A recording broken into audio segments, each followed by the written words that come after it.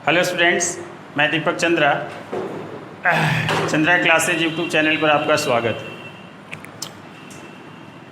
बिना देर किए हम लोग आज टॉपिक की शुरुआत करते हैं।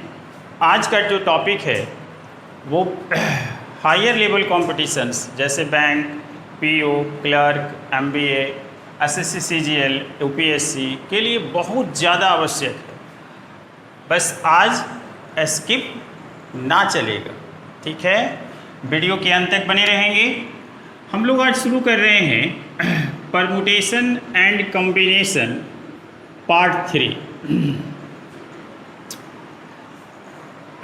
कई प्रकार के प्रश्न आते हैं परमुटेशन कॉम्बिनेशंस में, और आपको ये समस्या होती है कि where to use permutations and where to use combinations. आज मैं एग्जाम्पल के साथ, क्वेश्चन के साथ मैं आपको बताने जा रहा हूँ कि परमुटेशन कहाँ अप्लाई होगा और कहाँ नहीं होगा। मैं आज बताने जा रहा हूँ आपको नंबर्स फॉर्मिंग।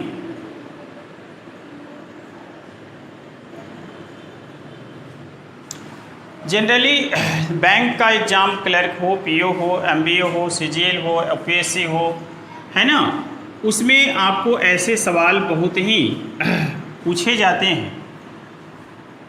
अब जैसे मान लीजिए कि मैं आपको एक क्वेश्चन दे दूं और कहूं कि यूजिंग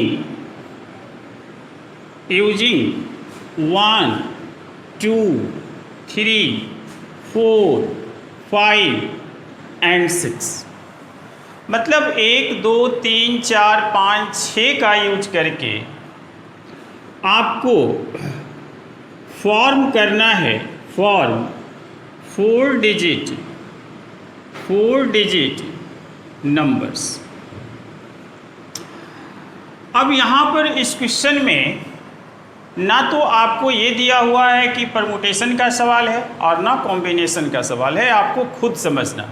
जैसा कि मैंने वीडियो 2 में मैं इसके बारे में डिटेल से मैंने पढ़ाया है, तो आपको यहाँ पर देखना है कि परमुटेशंस यूज होगा या कॉम्बिनेशंस यूज होगा। तो सबसे पहली बात मैं ये बता दूँ कि नंबर्स फॉर्मिंग जो भी होगा वो परमुटेशन का केस होगा। क्यों? क्योंकि नंबर्स का जब आप ऑर्डर चेंज करेंगे तो यहाँ पर ऑर्डर मैटर करेगा। और मैंने आपको लेक्चर 2 में मैंने बताया है कि परमुटेशन में ऑर्डर मैटर्स करता है, कॉम्बिनेशन में ऑर्डर मैटर ना करता है, ठीक है। तो यदि आप 2 3 4 को आप 4 3 2 लिख देंगे तो यहाँ पर आपका ऑर्डर मैटर किया, अर्थात बोथ आर डिफरेंट नंबर। तो आप ऐसे समझ लीजिए कि फॉर्मिंग नंबर्स जो आपका क्वेश्चन होगा वो आपका परमुटेशन का केस होगा। लेकिन आज मैं आपको सवाल परमुटेशंस का होगा, लेकिन हम लोग उसे गुना के रूप में या जोड़ के रूप में, आपको लगेगा कि मैं गुना पढ़ रहा हूँ या जोड़ पढ़ रहा हूँ, और आपका सवाल विदाउट परमुटेशंस आपका यूज बन जाएगा, ठीक है। लेकिन आपको इस सवाल को समझने के लिए आपको इसके पहले 2 कंसेप्ट और समझना हो। मैंने लेक्चर 2 में मैंने कहा था कि permutation and combination is nothing but it is the way of counting, ठीक है। काउंटिंग करने का वे है। तो पहले आपको इस सवाल पर जाने से पहले यहाँ पर आपका काउंटिंग वे में कौन सा रूल अप्लाई होगा पहले आपको ये समझना होगा। काउंटिंग रूल्स, देखिए 2 प्रकार का काउंटिंग रूल्स है, ठीक है। पहला प्रकार है आपका रूल ऑफ एंड।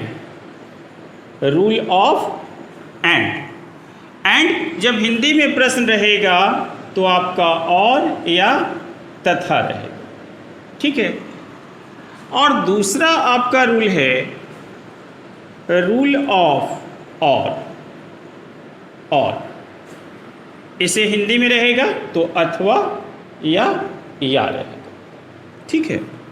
ये दो प्रकार के रूल समझने के बाद आपका यह जो सवाल है, आप देखिएगा कि मैं परमुटेशन से भी बताऊंगा और मैं आपको विदाउट परमुटेशन से भी बताऊंगा। आप कितनी आसानी से यह सवाल बन जाएगा। आप ज़रा ध्यान से इस वीडियो के साथ बने रहें। अब ये रूल ऑफ एंड और रूल ऑफ और को समझने के लिए मैं आपको एक एग्जाम्पल देता हूँ। आप इस एग्जाम्पल को गौर से आप देखेंगे और सुनेंगे तो आपको रूल ऑफ एंड या और का कंसेप्ट आपको क्लियर हो जाएगा। जैसे मान लीजिए कि आप पढ़ते पढ़ते बोर हो, ठीक है, या कोई काम करते करते आदमी थक जाता है, बोर हो जाता है, तो थोड़ा एंटरटेनमेंट कर लेता है, ठीक है। तो मान लीजिए कि आपको एंटरटेनमेंट करना है, आप पटना के गांधी मैदान में आप गए या कहीं भी आप गए, यहाँ पे आपको 5 मूवीज़ लगा हुआ है किसी मॉल में, 5 मूवीज़, और आपको जो है 3 आपका प्लेज लगा। प्ले का मतलब खेलना, और प्ले के साथ जब एस लग जाता है तो इसका मतलब हो जाता है नाटक, ओके। अब मान लीजिए कि कोई व्यक्ति अपने आप को एंटरटेन करना चाहता है ना। तो यदि आपसे पूछा जाए कि in how many veg he can entertain himself, वह कितने तरीके से अपने आप को एंटरटेन कर सकता है, ठीक है। तो एंटरटेनमेंट के लिए वह व्यक्ति मूवीज भी देख सकता है और प्लेज भी देख सकता है, ठीक है। लेकिन सवाल ये नहीं है, सवाल ये है कि in how many veg he can entertain himself, वो कितने तरीके से एंटरटेन कर सकता है। तो यदि वो व्यक्ति मूवी देखने का सोचेगा तो वो सोचेगा कि या तो मैं मूवी 1 देख लूँ, आइदर मूवी 2 देख लूँ, आइदर मूवी में 3 देख लूँ, या मूवी में 4 देख लूँ, या मूवी में 5 देख लूँ, कोई एक ही देखेगा। अब यहाँ पर हम लोग जो वर्ड यूज कर रहे हैं कंजक्शन, वो यूज कर रहे हैं और का, ठीक है। तो आप या तो ये देख लें, या तो आप ये देख लें, या आप ये देख लें, या आप ये देख लें, और का यूज है। तो हर जगह हमने जो है और कंजक्शन का यूज किया है, ये आपका और यूज हुआ। अब मान लीजिए कि वह व्यक्ति मूवीज में उसे इंटरेस्ट ना, ठीक है, तो या तो वो प्ले 1 देख सकता है, या प्ले 2 देख सकता है, या प्ले 3 को देख सकता है। तो अब आप बताइए कि वो देखेगा तो कोई एक ही एंटरटेन करने के लिए, या तो वो प्ले 1, प्ले 2, प्ले 3 देखेगा, या मूवी 1, मूवी 2, मूवी 3, मूवी 4, 5 देखेगा। लेकिन उसके पास ऑप्शंस कितने हैं, how many options he has, है ना। तो देयर आर 8 ऑप्शंस, ठीक है। Either 5 movies, movie 1, movie 2, movie 3, movie 5, either play 3 plays, play 1, play 2, play 3। तो यहाँ पर आपने जो वर्ड यूज किया वो और क्या यूज किया, ठीक है। तो यहाँ पर आपका ये 5 वेज हो गया और यहाँ पर आपका ये 3 वेज हो गया। तो और कंजक्शन जब यूज किए तो और के लिए आप याद रखेंगे कि और का मतलब होता है प्लस, या हिंदी में आपको अथवा मिल जाएगा तो आप क्या समझेंगे, प्लस, ठीक है। इसलिए there are 8 ways to entertain, ठीक है। तो इस तरह से आपको ये देखना होगा कि आपको यहाँ पर या और यूज करना है या एंड यूज करना है। अब इसी यह सवाल को मैं दूसरे तरीके से आपसे पूछता हूँ। मान लीजिए कि कोई व्यक्ति है, वो पढ़ते पढ़ते बोर हो, आप लोग भी हो रहे होंगे लॉकडाउन में, है ना, घर पे रहते रहते आप भी बोर हो रहे होंगे। तो मान लीजिए कि आप बोर हो रहे हैं, तो अभी तो मूवीज या प्लेज देख नहीं सकते हैं, सारे सिनेमा हॉल्स बंद है। लेकिन मान लीजिए कि यदि खुली होती और आपके सामने 5 मूवीज होता और 4 प्लेज होता, और आपको एंटरटेन ऐसा करना होता कि आप मूवी के साथ साथ आप प्ले भी देखना चाहते हैं, है ना। In how many ways anyone can entertain himself watching movies as well as play. यदि एज वेल एज कंजक्शन आ जाएगा, इसका मतलब कि एंड हो गया, मूवी के साथ साथ नाटक, ठीक है। तो आप देखिए यहाँ पर कैसे कितना टोटल वेज होगा, जरा इसको समझने की कोशिश करिए। वो मूवी 1 देख सकता है। चलिए यहाँ पर मैं थोड़ा सा 3 ले लेता हूँ ताकि थोड़ा सा समझने में आपको आसानी। मूवी 1, मूवी 2, मूवी 3, मूवी 4 और मूवी 5। अब एक बात बताइए कि मूवी 1 देखने के बाद सवाल था कि in how many ways anyone can entertain himself, है ना, watching movies as well as play, ठीक है। मूवी के साथ साथ वो प्ले कितने तरीके से देख सकता है, अर्थात यहाँ पर एंड का यूज हो रहा है, ठीक है। तो मूवी 1 देख लिया, मान लीजिए कोई व्यक्ति मूवी 1 देख लिया, ठीक है। अब इसके बाद इसे नाटक भी देखना है, लेकिन इसके पास नाटक देखने के लिए प्ले 1 का भी ऑप्शन है, प्ले 2 का भी ऑप्शन है, प्ले 3 का भी ऑप्शन है। मतलब एक मूवी देखेगा तो इनमें से कोई भी एक देख सकता है ना। इसका मतलब हुआ कि इस केस में उसे टोटल उसके पास 3 ऑप्शंस, 3 वेज, ठीक है। क्यों? मूवी 1 देखने के बाद या तो ये देखे या तो ये देखे या तो ये देखे, कोई भी देख सकता है। ठीक इसी प्रकार से जब मूवी 2 देखेगा तो उसके बाद प्ले 1 देख सकता है, प्ले 2 देख सकता है और प्ले 3 देख सकता है। ठीक उसी प्रकार से आपका प्ले 1, प्ले 2 और प्ले 3 देख सकता है। ठीक उसी प्रकार से प्ले 1, प्ले 2 और प्ले 3 देख सकता है। इसी प्रकार से यहाँ भी देख सकता है। तो आप देखिए कि फर्स्ट केस में आपका 3 ऑप्शंस, फिर यहाँ 3 ऑप्शंस, फिर यहाँ पर 3 ऑप्शंस, फिर यहाँ पर 3 ऑप्शंस, फिर यहाँ पर 3 ऑप्शंस। तो टोटल ऑप्शंस कितने हो गए? 3, 4, 6, 9, 12 और 3, 15। टोटल आपका 15 वेज आपका ये आपका आंसर हो गया। अब आप इसे शॉर्टकट में कैसे समझेंगे? देखिए यहाँ पर आपका कंजक्शन एंड यूज हुआ है, ठीक है। एंड के लिए हम लोग क्या करेंगे कि 5 वेज आपका मूवी का हो गया, 5 वेज, और 3 वेज आपका प्ले का हो गया, और यहाँ पर एंड कंजक्शन यूज हो रहा है ना। तो एंड का मतलब मल्टीप्लाई, तो 5 × 3 डेट इज 15 वेज आपका आंसर आ गया। बस यही चीज़ मैं आपको समझाना चाह रहा था ताकि आपको यह सवाल बनाने में आपको किसी प्रकार की परेशानी ना हो।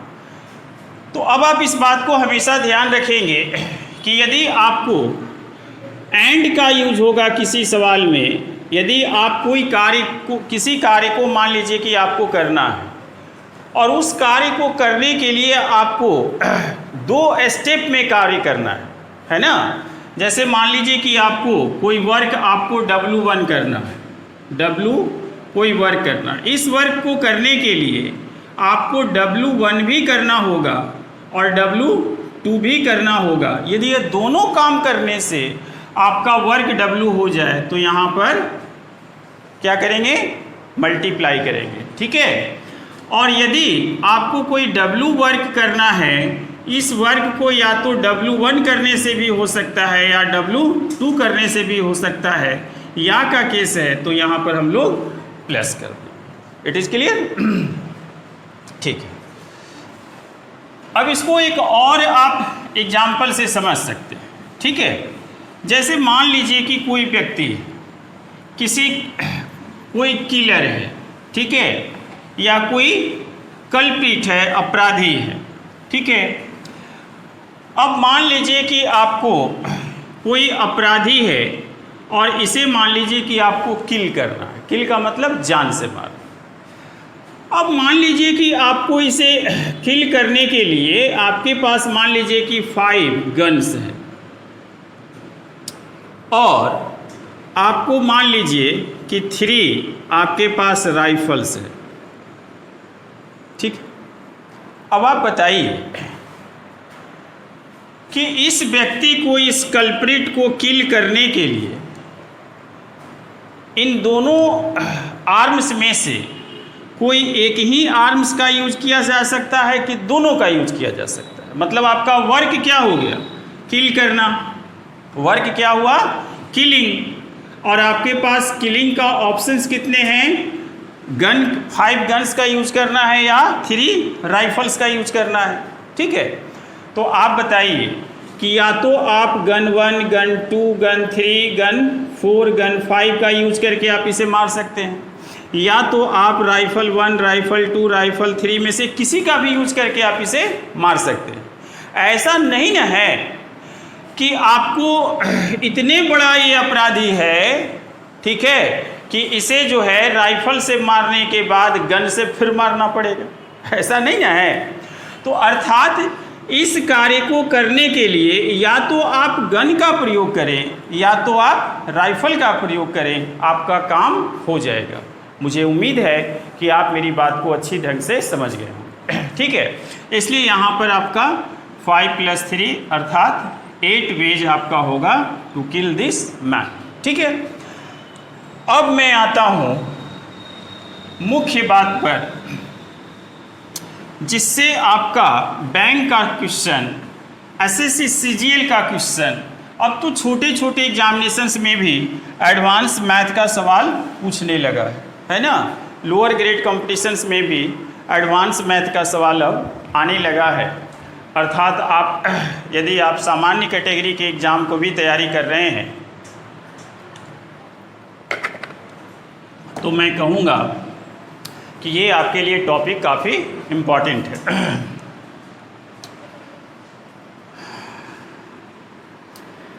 सवाल है आपका कि using 1, 2, 3, 4, 5 and 6 form 4 digit numbers. ठीक है, अब यहाँ पर 2 केस आता है। ठीक है, आप ध्यान से आज इस वीडियो को आप देखेंगे, आपका ये सवाल मात्र 5 सेकंड में बन जाएगा, जबकि आप यदि नहीं जानते होंगे तो अभी सवाल पर आप सोच भी नहीं पाएंगे कि how can I attempt this question. एक केस बनता है आपका रिपीटेशन का और एक केस बनता है विदाउट रिपीटेशन। ये 2 केस आपका बनता है। ये दोनों में से कोई भी सवाल आपसे एग्जाम में पूछ सकता है। लेकिन मान लीजिए कि यदि आपके एग्जाम में कोई इंस्ट्रक्शन नहीं दिया हुआ है, यदि देयर इज नो इंस्ट्रक्शन या given in the question in your examinations, तो आप ऐसा समझेंगे कि ये नॉट रिपीटेशन वाला क्वेश्चन है, मतलब रिपीटेशन अलाउ इसमें नहीं है। ठीक है, हिंदी में भी लिखा रहेगा तो पुनरावृत्ति की अनुमति है या पुनरावृत्ति की अनुमति ना है, ऐसा सवाल रहता है। तो आपको ये दोनों केस में समझना होगा कि रिपीटेशन यदि अलाउड होगा इन डिजिट्स का 4 डिजिट नंबर बनाने में तब कितने वेज होंगे, और रिपीटेशन नॉट अलाउड होगा तो आपका कितने वेज होंगे। देखिए, मैं पहला सेकंड केस में आपको बताता हूं विदाउट रिपीटेशन का, विदाउट रिपीटेशन का। पहली बात तो ये है कि यह सवाल जो है आपका ये परमुटेशन का है, ये मैंने पहले आपको बता दिया। तो आपका परमुटेशन का जो मैंने फार्मूला बताया है NPR, that is factorial n upon factorial n minus r, यही मैंने बताया। n का मतलब होता है total articles, total numbers, total objects, कुछ भी आप। तो यदि आप इसे n की बात यहाँ पर करें तो आपके पास टोटल 6 नंबर्स हैं। ठीक, और आपको 4 डिजिट को उसमें से सिलेक्ट करना है। 6 डिजिट है और आपको सेलेक्ट करना है 4, तो जितना सेलेक्ट करना है वो आपका R देगा, मतलब R बराबर आपका हो गया 4। It is clear. अब आपको सवाल है कि कितने नंबर्स बनेंगे, है ना। तो टोटल नंबर्स की बात करें यदि, तो NPR मतलब कि N का मतलब 6P4, ठीक है। 6P4 का मतलब हो गया factorial 6 upon factorial 6 minus 4 that is 2, और फैक्टोरियल 6 का मतलब हो गया 6 into 5 into 4 into 3 into 2 into 1, ठीक है। और आपका ये 1 इंटू 2 या 2 इंटू 1 ये दोनों कट गया, तो ये आपका हो गया 12 60 और 60 इंटू 6 डैट इज 360 आपका 4 डिजिट नंबर्स बन जाए। ये तरीका हुआ आपको परमुटेशंस के फॉर्मूले का यूज करके।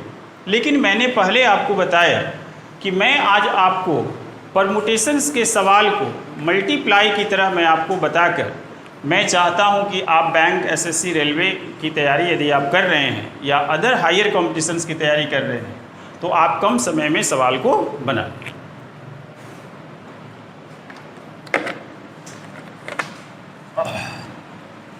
अब मैं आपको वो मेथड में बताने जा रहा हूं जिसमें आपको विदाउट यूजिंग फार्मूला या परमुटेशन आप इस सवाल को बड़ी आसानी से आप सॉल्व कर सकते हैं। और उसके बाद आप जैसे ही ऐसा सवाल आप देखेंगे एग्जाम्स में, अपने क्वेश्चंस या घर पे बैठ के सवाल यदि बना रहे हैं, तो आपको लगेगा कि it is nothing but it is only multiplication. देखिए आपके पास 6 ऑप्शंस हैं टोटल और आपको 4 डिजिट का आपको नंबर बनाना है। तो आप क्या कीजिए कि जितने डिजिट का आपको नंबर बनाना है उतना आप बॉक्स बना लीजिए, ऐसा आप बॉक्स बना लीजिए। हम लोग अभी जो सवाल पढ़ रहे हैं वो विदाउट रिपीटेशन का पढ़ रहे हैं, विदाउट रिपीटेशंस वाला सवाल हम लोग पढ़ रहे हैं। अब आप जरा देखिए कि सबसे पहली बात कि इस क्वेश्चन में आपको कोई भी कंडीशन अलाउड नहीं है, है ना। ऐसे भी सवाल होते हैं जहां पर कंडीशन अलाउड होता है, ठीक है ना। जैसे आपसे कह देगा कि form 4 digit number greater than 3000, form 4 digit number less than 2000, ऐसा भी आपसे कह सकते हैं। तो यदि आपको no condition given in the question हो तो ये आपका हुआ फर्स्ट पोजीशन, इनिशियल पोजीशन, और ये हो गया आपका फाइनल पोजीशन। तो if no condition is given in the question then you can fill either initial position और फाइनल पोजीशंस। मतलब आप कहीं से भी शुरुआत कर सकते हैं, आप यहाँ से भी कर सकते हैं और आप यहाँ से भी कर सकते हैं। कंडीशंस रहेगा तो वो सवाल हम लोग देखेंगे, तब कहाँ से करते हैं वो हम लोग बाद में बात करेंगे। अच्छा एक बात बताइए कि जब पहली बार आप ये 6 डिजिट को लेकर आप आएंगे 4 डिजिट नंबर बनाने के लिए, तो इस प्लेस पर आपके पास कितने ऑप्शंस होंगे इस प्लेस को फिल करने के? How many options are there to fill this place? ठीक है, तो आप कहेंगे सर कि जब पहली बार हम लोग नंबर्स बनाएंगे तो हमारे पास सारे डिजिट हैं, इसका मतलब कि इस प्लेस को फिल करने का हमारे पास 6 वेज होगा। 6 वेज की मैं बात कर रहा हूँ। आप ये गलती ना करेंगे कि आई हैव फिल्ड हेयर 6, मैंने यहाँ 6 भर दिया, this is not yet true. ठीक है, मैं यहाँ कह रहा हूँ कि आपको 6 ऑप्शंस है इस प्लेस को भरने के लिए। बात समझ रहे हैं? आप ठीक से एक बार समझ लेंगे, उसके बाद आपको अगले सवाल पर जब मैं जाऊँगा तो आपको लगेगा कि it is very easy questions. या तो आप इस प्लेस पर आप 1 पुट कर सकते हैं, या 2 पुट कर सकते हैं, या 3 या 4 या 5 या 6, कोई भी पुट कर सकते हैं। इसका मतलब कि in the first case you have 6 ways to fill this gap. Okay, after filling this gap, जब यह गैप आपका फिल हो गया, इसका मतलब है कि 6 में से 6 डिजिट तो यहाँ फिल हुआ नहीं, कोई एक ही डिजिट ने यहाँ फिल हुआ होगा।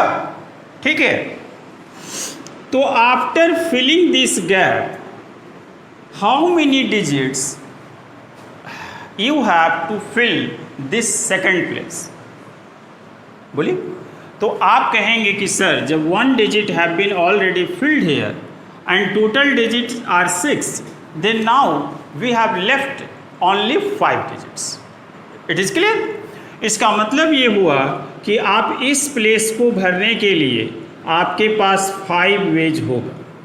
5 वेज का मतलब, मैं फिर रिपीट कर रहा हूँ कि 5 वेज का मतलब यह नहीं हुआ कि आपको यहाँ 5 रखना है। 5 digits are available to fill this gap. Okay, अब वो 5 में से कोई भी हो सकता है। यदि मान लीजिए आपने यहाँ 1 रखा है तो ये वाला 5 डिजिट होगा, यदि आपने यहाँ 6 रखा है ना, तो ये वाला 5 डिजिट होगा, कोई भी हो सकता है ना। अब आप बताइए कि after filling this gap how many digits are left now. अब आपके पास कितने डिजिट बच गए, तो आप अब आसानी से कह देंगे कि देयर आर 4 ओनली वेज, चूँकि 2 digits have been already filled hair.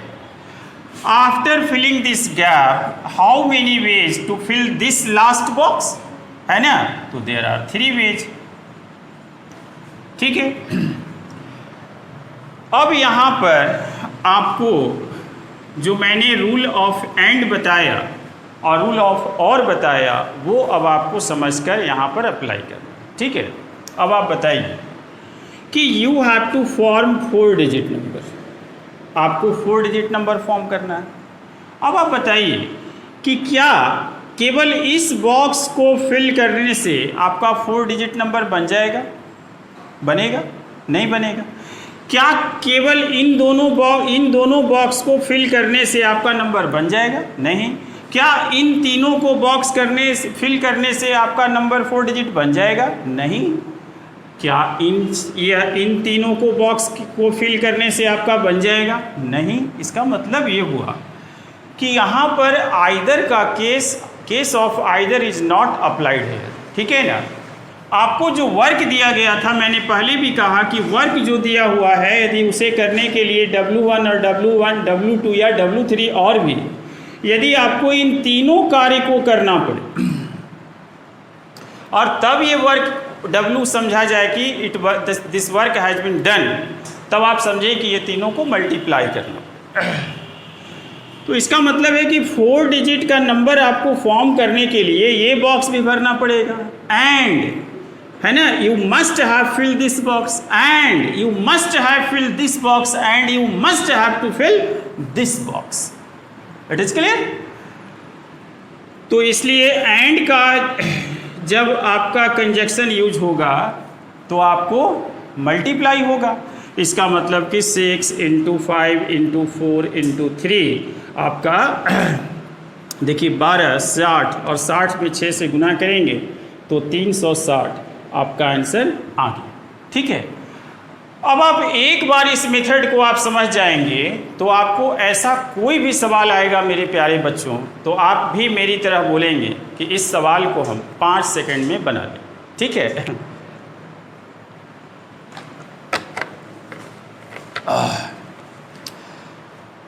काफ़ी मेहनत होती है वीडियोज़ को बनाने में।